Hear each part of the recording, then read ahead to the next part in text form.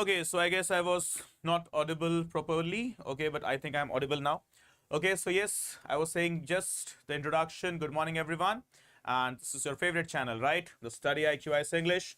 And here we go with the top headlines for us today. That is the first one. It is the matter of joy now that the Indian Army, Indian government, they have once again proven to be successful in returning or getting back our BSF constable who was in the, you know, custody of the Pakistani army since 23rd of April, right? So it has been now a matter of joy for us that successfully in less than around 20 days, what we can say, not less than, but yes, exactly 20 days, we have been successful in getting our soldier back, right? So Sid is no more in the world. Siri is no more in the world. Well, rip Siri. You're talking about the Siri, that AI of this Apple, right? But yeah, no worries. Rip to Siri, no problem. In case if you're talking about that, and I have no clue over this, so Jaswinder, we'll see over it for sure, right? So here we're talking about BSF constable. Okay, detained by whom? Detained by the Pakistani Rangers. Remember, it was just April 23rd. Okay, it was exactly April 23rd when a day later of our Pahalgam attack, right? This BSF ranger who mistakenly crossed the Indo-Pak border and was held captive by the Pakistani soldiers, right? But yes, it was 23rd of April and yesterday, 14th of May, that is exactly, you can say 20 days, okay, we have been successful in getting our soldier back from the Pakistani captivity. So this is an event that tells us that yes, Indian Army, Indian Air Force, Indian Navy, that is the tri-services of our defense, is powerful. But so is the Indian administration, so is Indian diplomacy, and so is India's image into the global world is. What happened exactly on 3rd of May, exactly 10 days after the captivity of our BSF soldier? Exactly on 3rd of May, Indian soldiers, they captured one Pakistani ranger, right? Okay, so what happened exactly? In Rajasthan, on 3rd May, there was also a captivity held by, that is us, that is Indians, okay, of a Pakistani ranger, right? So we have kind of, taken it in that tit for tat manner. We have given our soldier, we have taken our soldier, and we have given their soldier as well. Okay, so it is what exactly tit for tat. So 10 days later, okay, this one particular Pakistani was held by the Indian Rangers, okay, and now it is simply the exchange. So this represents what? India's might, at least India's might against Pakistan, okay. So here we go to the next news, the next topic for the day. As the 52nd Chief Justice of India, just yesterday, Justice B.R. Gavai took oath, right? So what is the most important thing that we need to mark here? India, since the independence, that is since last 78 years, what we can say, we have got multiple Chief Justices, right? But for the first time, B.R. Gavai is going to be a Chief Justice who is coming from the religion of Buddhism and not any other religion, right? So who is Justice B.R. Gavai? Religious angle. Not giving it the religious angle, not being, communal, okay? Just talking about the facts. So far, we had never witnessed or encountered a Buddhist personality becoming the Chief Justice of India, right? But for the first time, what we are watching, Justice B.R. Gavai, whose father was also the former parliamentarian and whose father, okay, means like his ancestors converted to Buddhism along with whom it was, yes, Bhimrao Ambedkar in the year 1950s, 1958 specifically. So Justice Gavai, as you can understand, he is having a huge level of legacy. Big level of legacy, okay, that is what we need to understand. So guys, please remember, 52nd Chief Justice of India. But apart from being the 52nd Chief Justice, okay, Justice Gavai is also India's first Buddhist judge, right? So make this point clear always, right? So moving ahead to the next news, Trump meets Syria's interim leader al-Shara in Riyadh.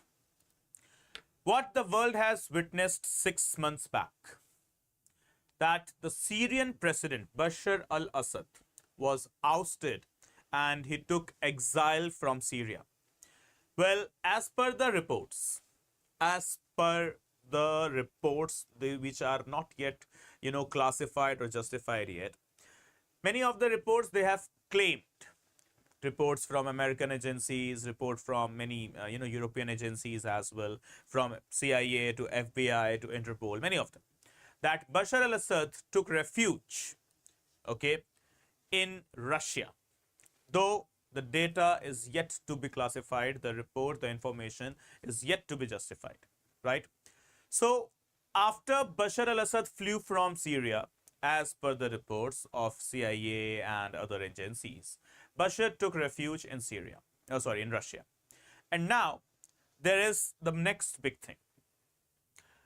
The former ISIS chief, that is the most brutal, aggressive and violent terrorist organization, ISIS, Islamic State of Iraq and Syria, its chief, known as Jolani, took charge as the next president of Syria, right?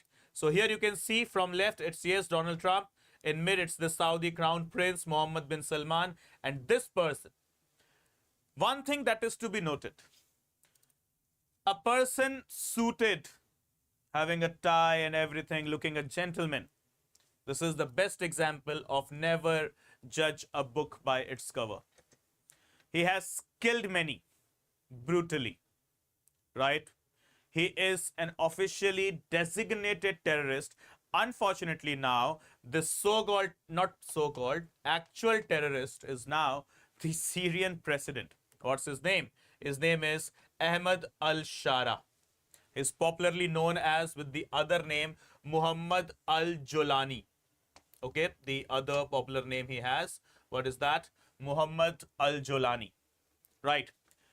This is what the biggest sarcasm, biggest irony to the globe is. Who is he? A terrorist, right? Coming from the most violent terrorist group known as Islamic State of Iraq and Syria, right? And now becoming the president of Syria, right?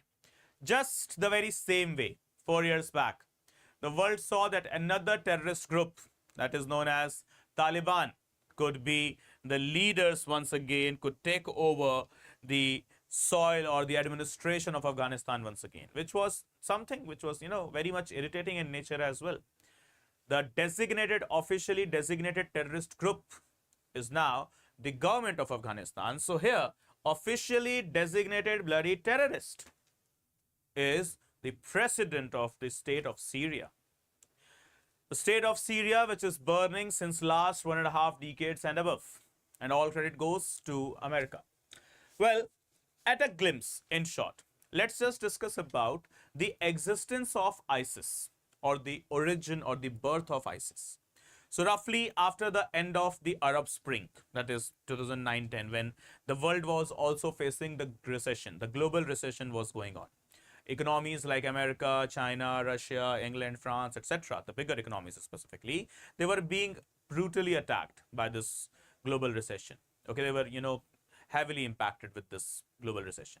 What happened next? In that very same time, some people in Syria, some general people, some civilians, they started protest against the Syrian government, against the Bashar al-Assad's regime, and asking him to give up his throne, give up his seat of the president, and let the other persons, let the other organization take charge. For which Bashar replied on a very violent note, and he asked his police to provide some tear gas and fire, because of which the protest took an ugly and a barbaric note. Slowly and steady, the whole Syria stood against Bassad's regime. Slowly and steady. The whole Syria was now against the stand of Bashar. And now what happened? If Bashar would have used his army or the other military forces to suppress the protest. It would have been seen by the globe as the deterrent activity or the deterrent action by the president. So what he did, he took a different case. There were many terrorists, those who were imprisoned, coming from Lashkar, Al-Qaeda, Taliban, etc., into the Syrian jails. Bashar released them all. Yes, it was the Syrian president Bashar al-Assad who released all those terrorists in hundreds of numbers, coming from different groups like Lashkar, Al-Qaeda, Taliban.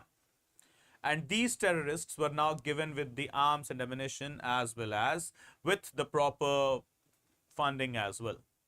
And these terrorists now started firing on the normal Syrian civilians. What happened next? Bashar represented all of these things as the terrorist attack on his soil, demanding international support, for which he gained it in a very quick succession of time. In a very quick time, simply. A country known as America, why wouldn't it enter Syria? Why? Syria is rich, Syria is home, and Syria is gateway to the other Middle Eastern nations. That is, America would be for sure entering here. And America entered, but not directly. This time, America took a hidden deal. It was now a tryst of American administration with other militant groups inside Syria.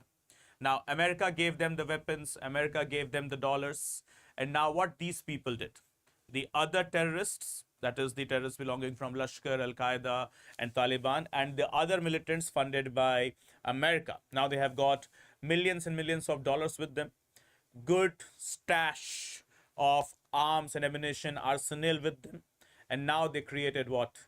The Islamic State of Iraq and Syria. So basically, the birth of ISIS is accredited to two, that is the Syrian government as well as the other one, that is the American government. Bashar al-Assad tried his best to stay on the throne, to rule the Syrian government, to rule the country of Syria for the next 1.5 decades, and he got succeeded as well. Okay, he got support from ISIS, he got support from other groups as well, and he was ruling the country for next 1.5 decades until 2004. But it happened 6 months back, that is by December, that Bashar's life was in threat by the Syrian rebels only. And hence, as a result, those Syrian rebels pushed Bashar out of the Syrian territory. But unfortunately, what has happened, these Syrian rebels, they are none other than the only former members or the present members of the existing group, ISIS, Islamic State of Iraq and Syria, for which America around 7 years or 8 years back claimed that they have neutralized Abu Bakr al-Baghdadi, right? Around 8 years back, while Donald Trump was only the president of America. So at that time itself, America declared that Abu Bakr al-Baghdadi is dead. They have neutralized him, and now the ISIS movement shall end as well. But the fact is, this statement is false. Yes, Baghdadi is dead. That's correct. The Syrian rebel, the terrorist group's head, Abu Bakr al-Baghdadi, is dead. But it doesn't mean that Islamic State of Iraq and Syria has ended as well. And here is the name. What's the name? Ahmad al-Shara, also known as Muhammad Ahmad al-Shara Jolani. Okay, coming from which group? Coming from ISIS only, and has now been 6 months for him to be ruling the Syrian government as the Syrian president.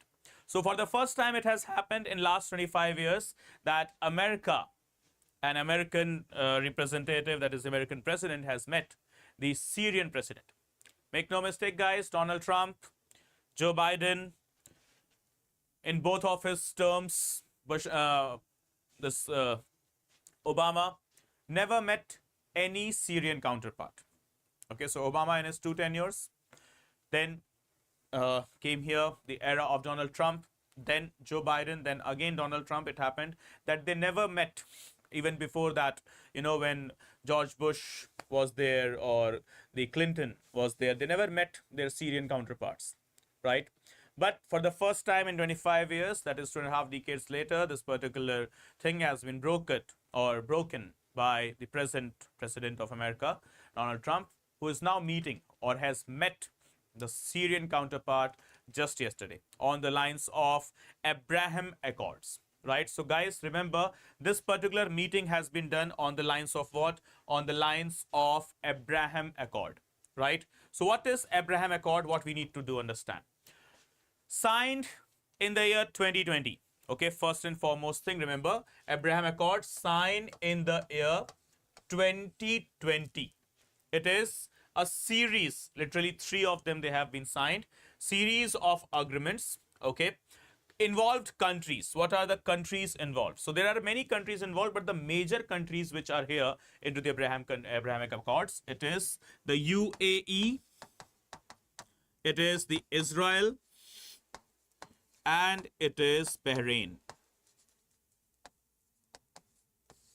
Okay, so these are the 3 countries literally who have signed now what? The Abraham Accords. Okay, so as per the agreement, okay, as per the agreement specifically, UAE, that is United Arab Emirates, and Bahrain will establish embassies and exchange ambassadors. Firstly, working together with Israel across a range of sectors, including tourism, trade, healthcare, and security. Okay, so this is what Abraham Accords major theme is. What is that? Once again, as per the agreement, firstly, UAE and Bahrain, okay, what they will do? They will have the embassies, firstly, okay. Now, secondly, they will have, okay, the promotion of tourism, safety and security, healthcare, and trade, so that the area of Middle East is never disturbed. Area of Middle East is going ahead peacefully without any conflict or conflagration or war within the countries, right?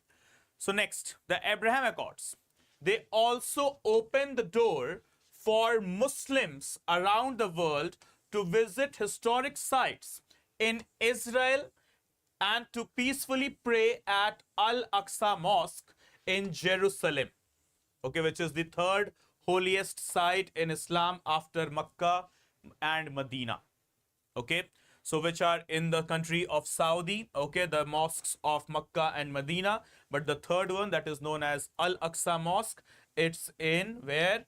Jerusalem, right? So this is what the Abraham Accords they are, okay, signed in 3 different segments, so basically 3, right, everyone? So here we go to the next news. All zoos in UP to be shut, okay, to be closed till 20th of May. Okay, till what time? Till 20th of May, right? Why? Because a tigress, she died here because of bird flu, right? So bird flu, once again, credit goes to China. After COVID, or even before COVID actually, China has given us bird flu in the year 1997. And because of which, very freshly, we have lost a tigress in UP. Okay, so talking about the bird flu, it's the avian influenza known as H5N1 or H5B1. In short, bird flu, it's a highly pathogenic virus. Remember, guys, it carries pathogens with itself. So it is a highly pathogenic virus that primarily circulates among the birds, but can also, in fact, infect mammals. Okay, so this is the next thing. What is that? Pathogenic virus can infect mammals. Next, H5N1 originated from where? Once again, China. Time period 1996, right? And the biggest affected areas, it is the whole of Europe, Africa, Asia, North America, South America, and even Antarctica. The virus has also reached a place which is uninhabited, right? So you can understand. Thank you, China.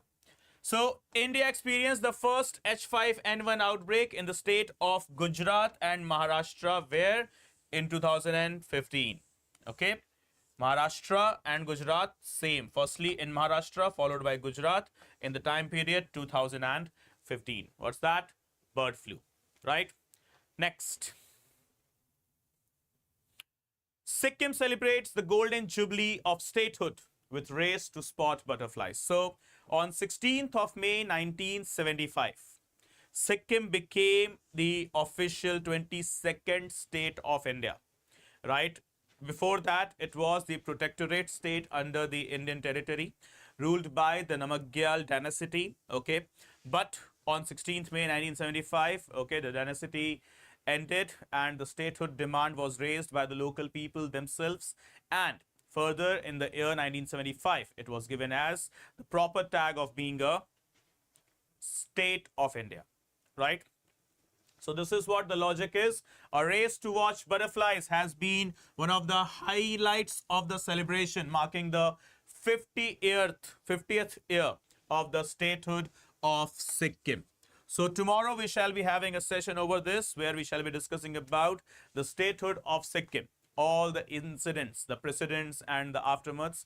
Okay, how Sikkim became the Indian protectorate first of all, and what was the aftermath. But few of the things that we need to discuss today. What is that? First of all, Sikkim became the protectorate of India in the year 1950. Okay, we had the Indo-Sikkimese Treaty in the very same year, okay, with India assuming the responsibility of external affairs, defense, and strategic communication of Sikkim. Okay, what time period? 1950. What is the name of the treaty? Indo-Sikkimese Treaty. Further, what happened? It became 22nd state of India.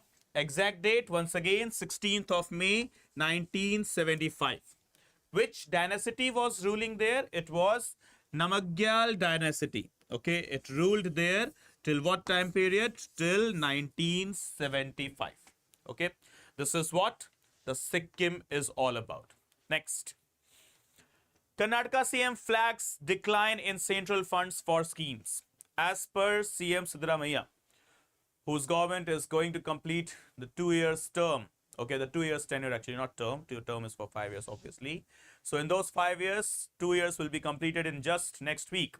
And while addressing, he stated that the central government has cut down the supply or the flow of funds from 40 to 50%, okay, in various central sponsored schemes.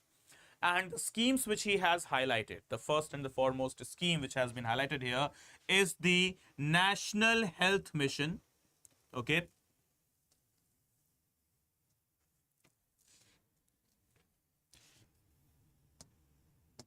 So the scheme highlighted is the National Health Mission, Ayushman Bharat. Okay. And apart from that, yes, also focused on the Samagra Shiksha Abhiyan.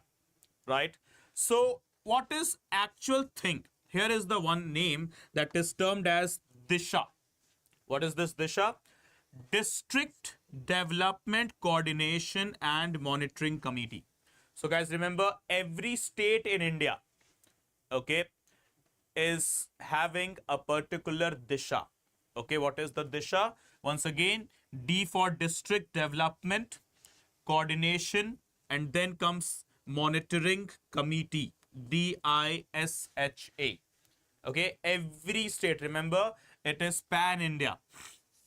So while he was having the review meeting and he was also having the analytics, so CM Siddaramaiah of Karnataka stated that there has been a fall of around 50%, 40 to 50% for various central sponsored schemes, okay, in the allocation of funds by the central government. See, remember guys, everyone, there are two types of schemes: central sector schemes and central sponsored schemes. So whenever there is a scheme that is known as central sector scheme, that means 100% of the fund will be allocated by the center for that scheme. But in case if it is central sponsored scheme, so it shall be some amount coming from center, the other shall be managed by the states. Like for example, general ratio is 60:40. So in the case of central sector scheme, okay, central sponsored scheme, it shall be 60% by the center and 40% by the states. In case if it is a Himalayan state or a northeastern state, then the variation changes here. It becomes 90:10. That is 90% from the center and 10% from the states. So this is what the meaning of central sponsor scheme is all about, right? So remember what he has, or the CM Siddaramaiah has highlighted that around 40 to 50% of the funds allocation has been decreased by the center, specifically when it comes to the central sponsored schemes of National Health Mission, Ayushman Bharat, and also the Samagra Shiksha Abhiyan. Right? So this is what CM Siddaramaiah of Karnataka has highlighted. Next, another matter of joy news for us. What is that? 21-day anti-Naxal operation dislocated Maoists' leadership. So another matter where we must appreciate our soldiers, not just those soldiers, those who are on the border areas, but also those soldiers, those who are inside the territory of India, from CISF to CRPF to police to every other battalion we have. 21-day operation took forward, okay, in which region? As you can see, the region name is mentioned here, Karegutta Hill, exactly on the borders of Chhattisgarh and Telangana. So guys, please mark this thing. There is a particular location, okay, what is the name of the location? Karegutta Hill, okay, Karegutta Hill where? Chhattisgarh Telangana border. So there is a hill terrain that is known as Karegutta. So all of these things that you need to mark here from the news is just one. Where is Karegutta Hill? So Karegutta Hill at the borders of Chhattisgarh and Telangana. What has happened? A 21-day operation was carried out, okay, for the sake of, or in the name of, anti-Naxal operation basically. And the leadership has been neutralized. That means the Naxal movement has been now dumped basically into the Karegutta region, that is specifically falling into the Chhattisgarh Telangana region. Okay. So the next news here, what we have got to discuss: open to begin talks on French nukes in European countries, says the French President Macron.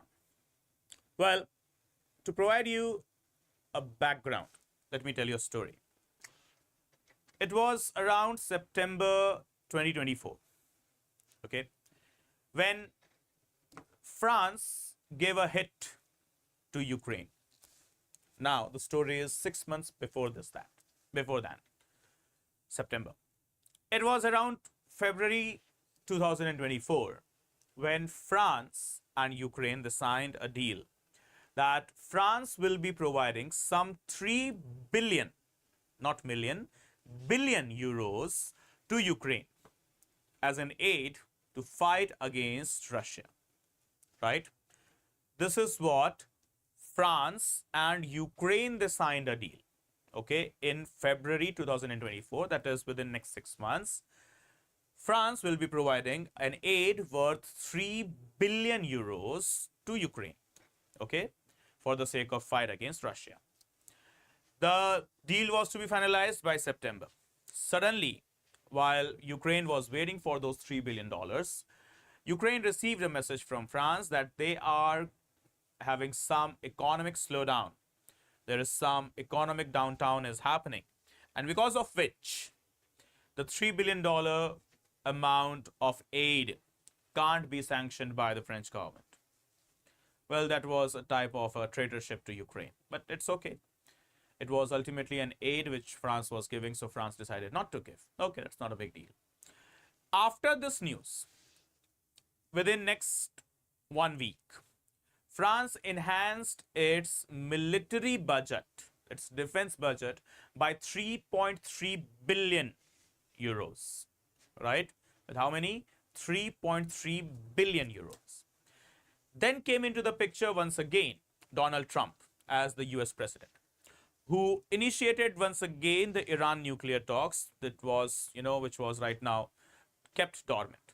And now Iran nuclear talks, they have been, also becoming dormant since no one is much interested. Neither the America right now is showing much interest, neither Iran. And in fact, IAEA agency, that is the International Atomic Energy Agency, officials, they haven't also represented much of the intent there.